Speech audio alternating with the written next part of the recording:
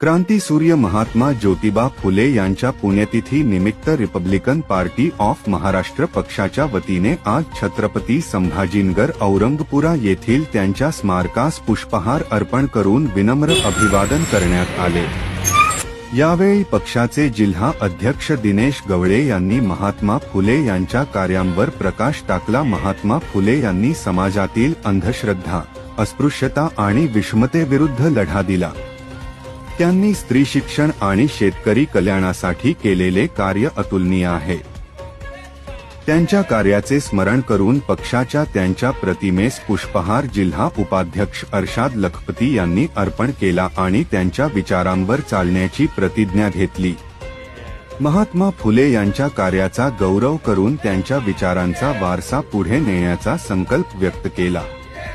तसेच यावेळी मराठवाडा उपाध्यक्ष सुनील खरात, जिल्हा